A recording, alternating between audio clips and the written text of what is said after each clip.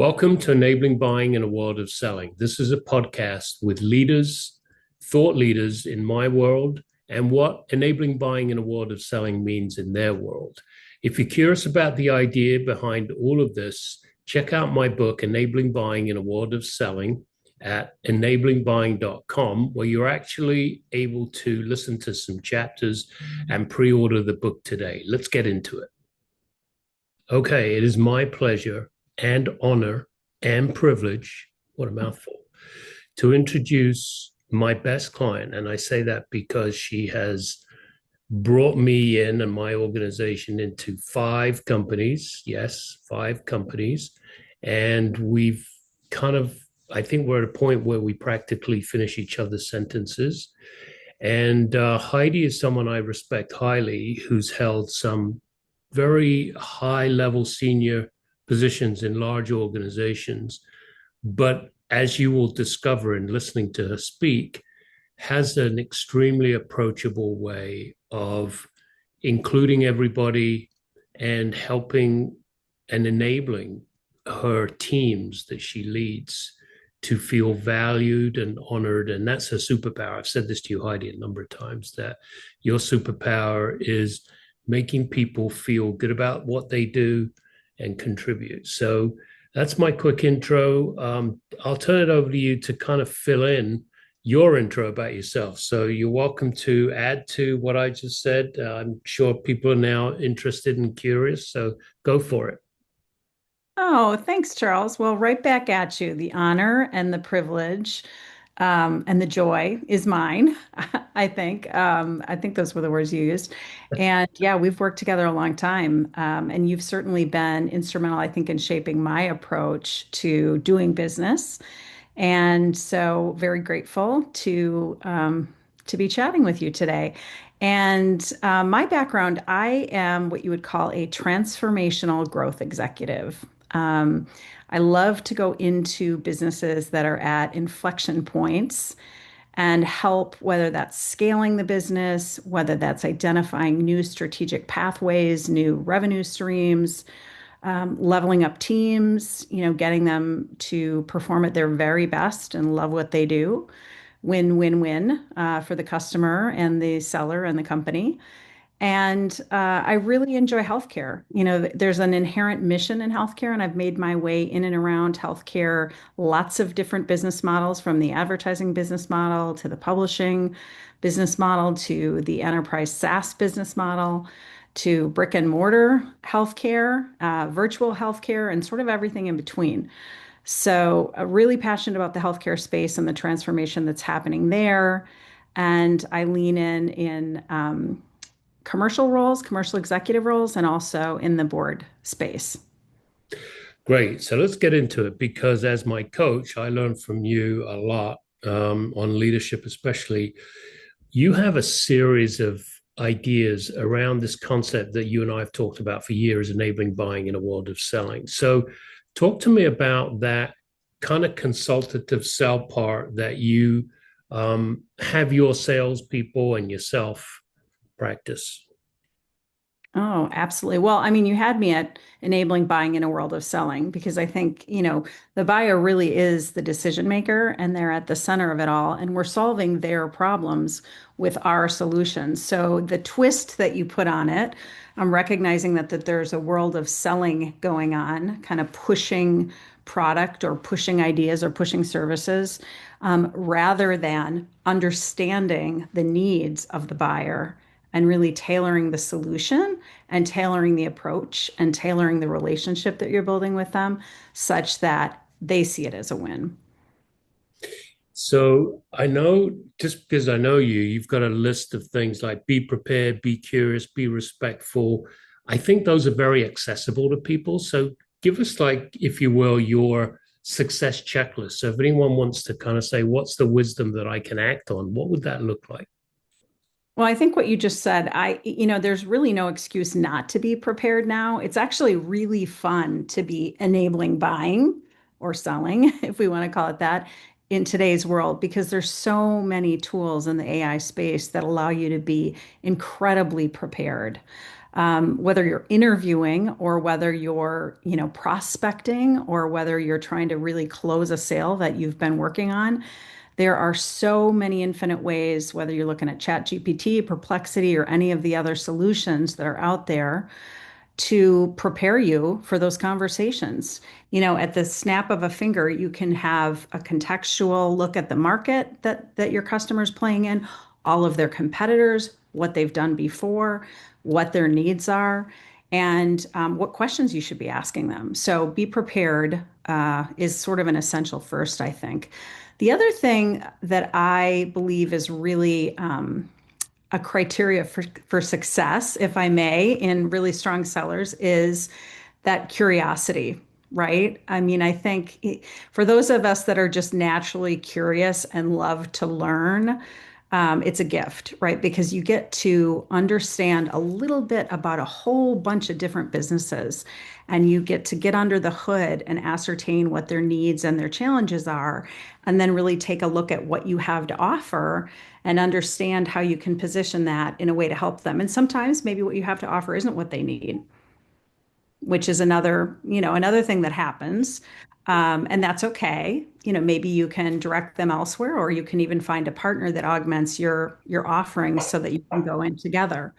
But I think that idea of being curious and really wanting to understand their challenges and their business and the marketplace that they're playing in, the competitive landscape, how they're differentiated, that strategic lens is really vital.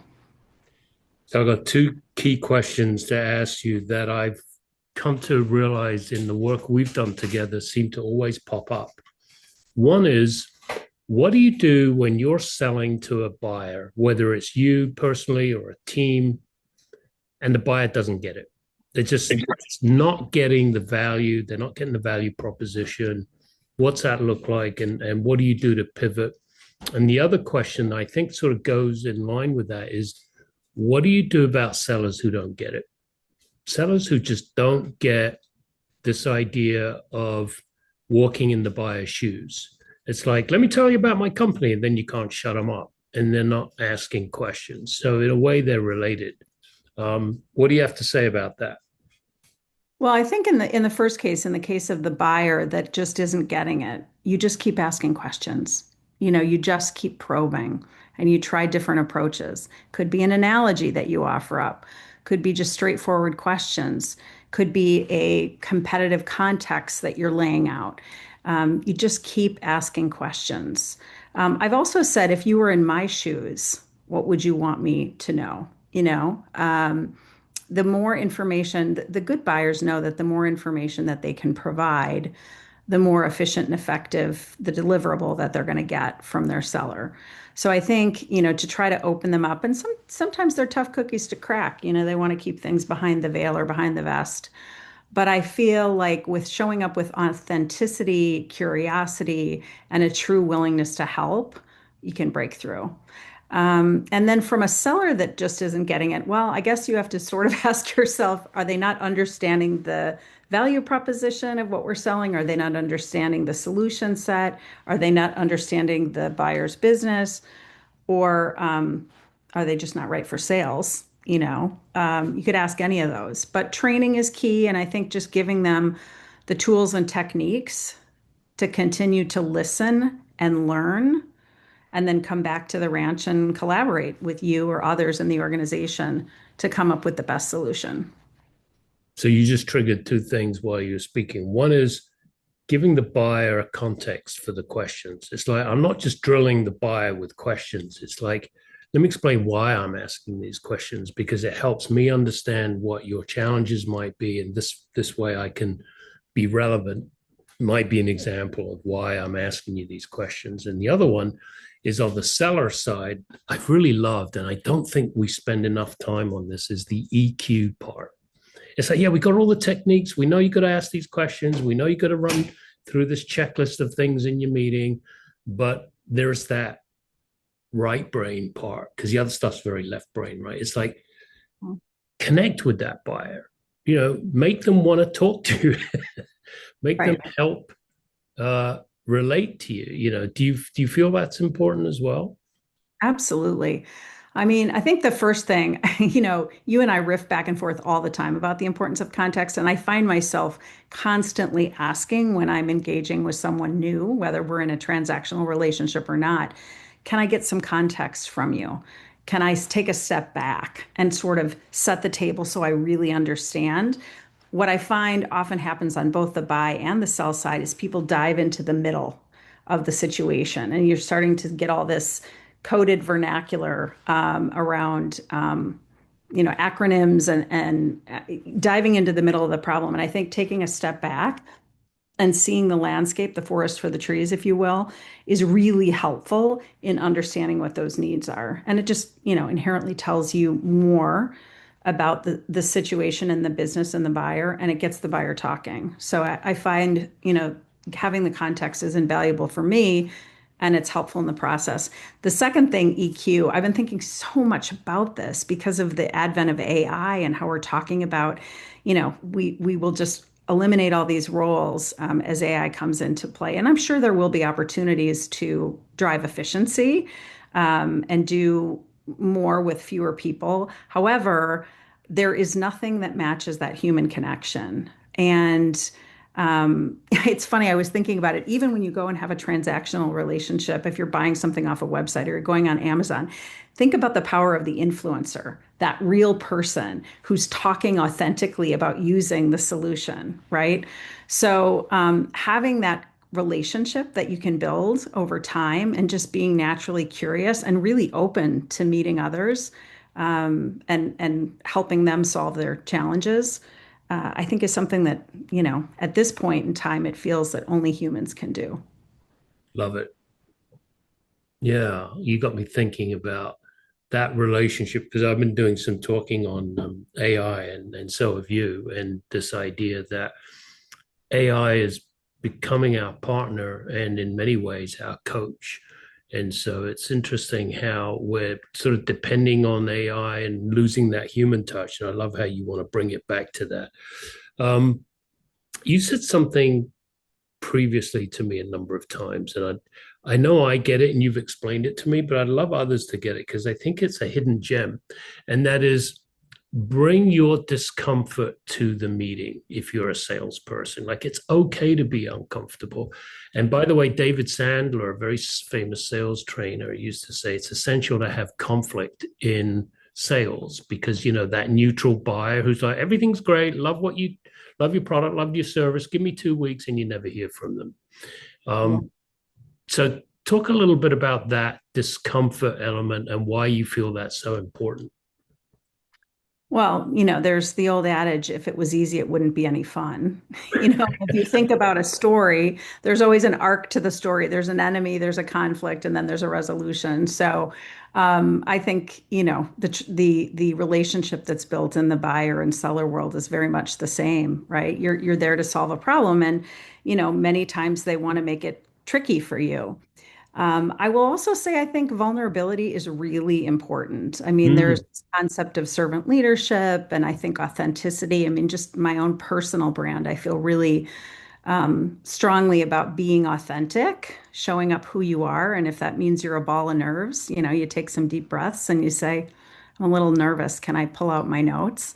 And I think that that shows that you're prepared and that you really care. And there is that, that vulnerability and authenticity. I was talking to my daughters who are beginning the adulting process and, entering the workforce. And I said there's this old saying, never let them see you sweat, right? Um, and that's true to some extent, but I think, you're better off if you're prepared and ready to have the conversation, even if it's a little uncomfortable, that's okay. yeah, that's interesting. It's like AIs don't sweat, only people sweat. So back to your people person.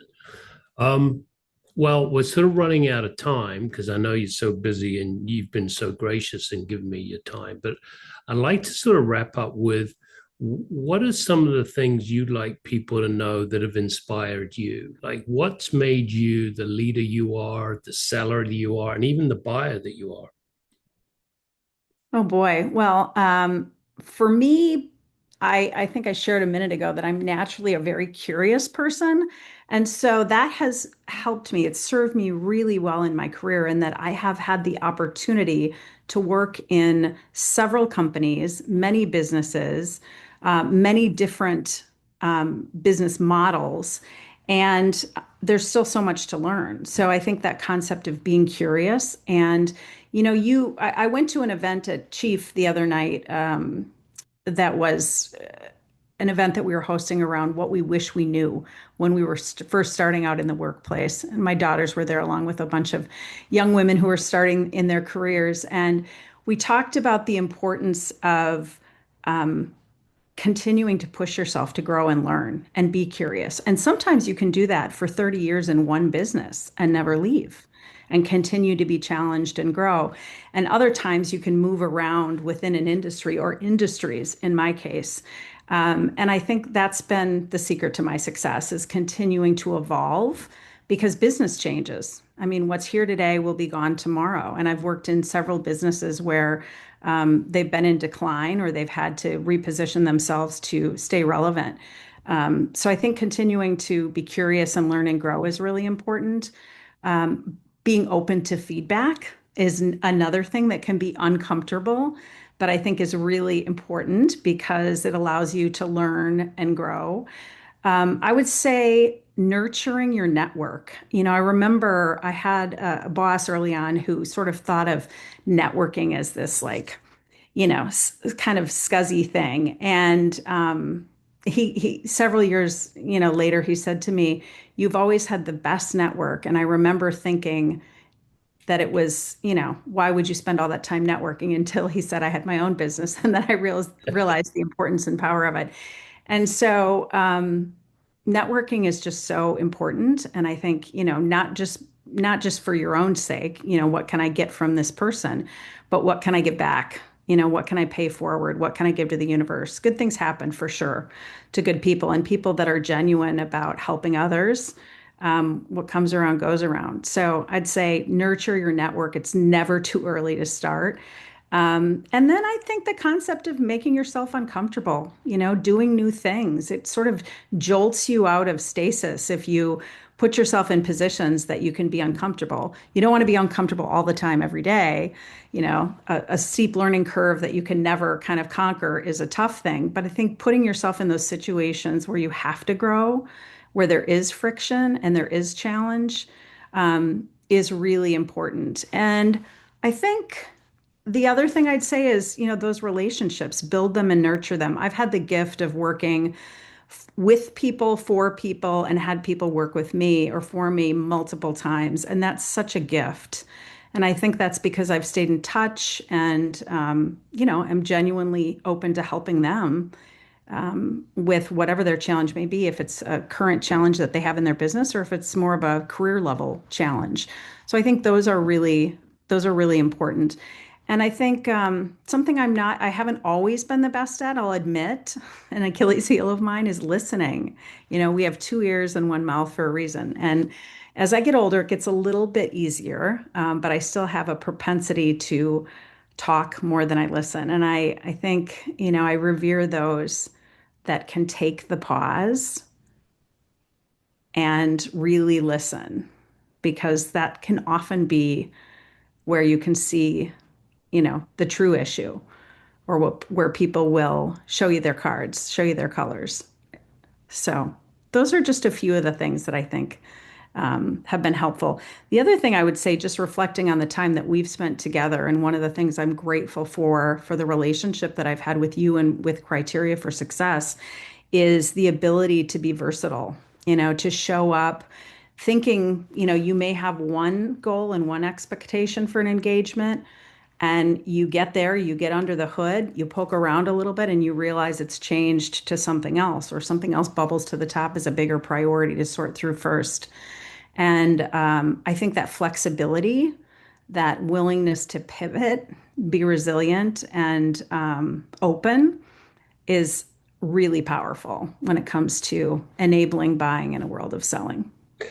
That's a nice way to end, but I'm going to open it up again just quickly because I want people to recognize something that they may have observed is that how approachable you are. Like you're just like very easy to be with. And I just want to call out that you you have been and are responsible for hundreds of people underneath you. Like you literally are three layers above. In some cases, you've had jobs where you've had middle managers, and the magnitude and scale of running an organization that large, how does what we've been saying factor into it? Like, how do you take all these wonderful pearls of wisdom and make sure they're being filtered through to the people in the front lines talking to the buyers? Do you have any like quick?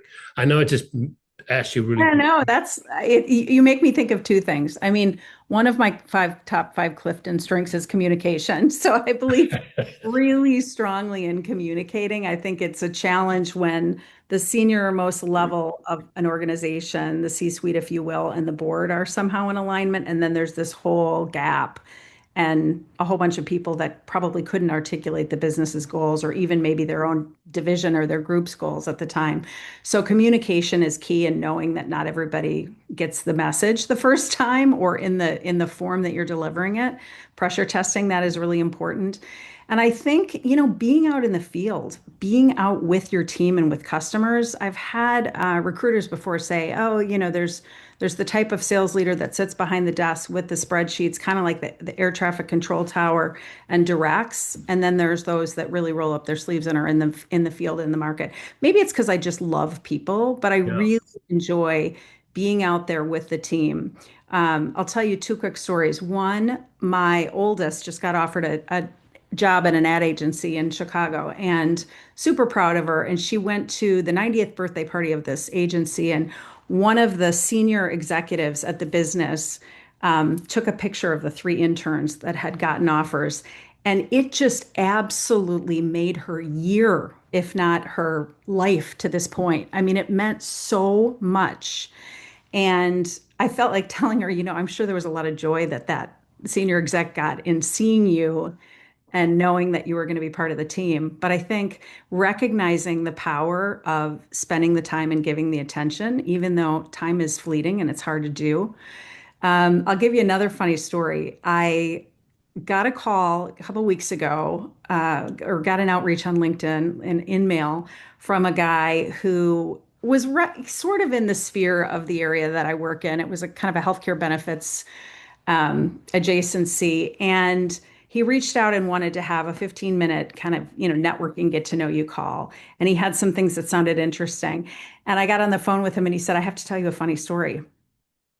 I actually called the wrong Heidi Anderson at first. I reached out to you. I said, geez, I didn't know there were so many of us. But he reached out. He did find the other one, which was equally interesting. But he said, I was so compelled once I looked at your background, to set time with you. And I ended up having lunch with he and his boss recently. And, you know, that's something that you wouldn't necessarily have to make time to do. But it was incredibly rewarding for me to learn a little bit more about their business. And I mean, how often does someone call you thinking you're the other Heidi Anderson? I mean, there can't be that many of us. So I was like, okay, this is a sign. I need to take this lunch. But, I think just being open, being open to being approachable, being authentic. I just believe that, you put good out into the world and it comes back to you. And I'm not even keeping score. It just gives me joy. It Yeah. truly gives me joy to connect with others and solve problems and think of new ways to do business and drive growth. And so being the people part is an essential part of that. I often say I'm very interested at the intersection of technology and particularly now AI and human capital in the healthcare space. So important. And I know you've worked for diabetes companies, and you've led teams in sleep wellness, and you've done amazing stuff with WebMD. And I have a story for you. Now that I'm going down the list of companies we work together. I don't know if you remember, but you had asked us to come in and do a pretty big training I think it was like 100 people in your conference center at Time Inc. And you're sitting, number one, you sat in the front row, you didn't sit in the back, you were right in the front. And I like that because then you can engage with the presenter. But I don't know if you remember, you were wearing sunglasses and you had really damaged one of your eyes. Like, I don't know if it was pink eye or you had fallen into something, but you told me afterwards because I kept checking in. You okay? Like, do you need to skip this? And you're like, no, it's really painful, but I'm here and I'm here for the duration. It said a lot about you, but I never asked you, like, what was it like on the other side? Like, what was it like? Number one, why didn't you cancel and just say, listen, I'm not going to be there. I have a proxy. Why did you show up? What was all that about? Do you remember what I'm talking about? Yeah, I totally remember. I scratched my retina, which has got to be one of the most painful things ever. Knock wood, I don't have that happen again because, your eye just doesn't heal very well when you're blinking or, even at night when your eyes are drier and you kind of open them. So yes, I do remember that, and I remember wearing the glasses. First of all, I guess I'm used to sitting in the front row with a last name like Anderson. I was always as a kid in the front. So, and now that I cannot see as well far away, I do think I tend to sit towards the front. But I also think it's a way to be engaged. You can check out if you're in the back, and I just think it's respectful to the presenter and the process, and it's much more fun to be engaged than to be checked out and sitting there for hours. I would have never thought of canceling. I mean, that just would not have dawned on me. Call me a glutton for punishment. Again, I guess it goes back to the respect of all the people that were making time for this and had cleared their calendars. And it was important. It was important work we were doing, bettering ourselves, learning new techniques, and tricks of the trade, if you will, and really being together in a fellowship to learn and grow together Yeah. is incredibly important. So I'm glad I showed up. I'm glad you obliged me with the big sunnies, and and I hope that doesn't happen again. Although I would love to work with you again someday. It's in the cards. I'm sure we'll do something. But first of all, thank you. I really honor that you've spent this time with me.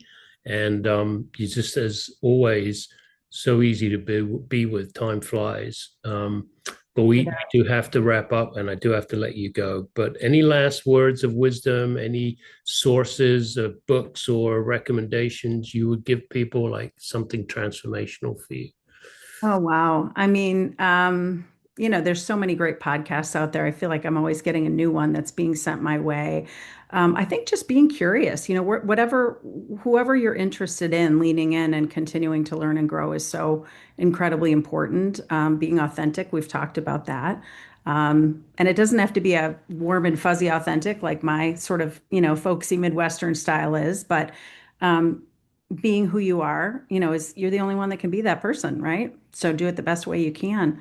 And then find longtime partners that you can collaborate with in business because you do end up really getting to know each other and you can finish each other's sentences.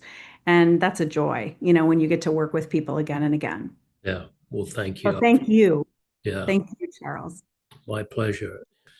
Thanks for listening to Enabling Buying in a World of Selling. Real talk with people who are really interested in this concept. Again, as a reminder, please go to enablingbuying.com where you can listen to some sample chapters from my book. And if you're interested, you can pre-order a copy for yourself. Looking forward to seeing you soon. And in the meantime, please enable good things.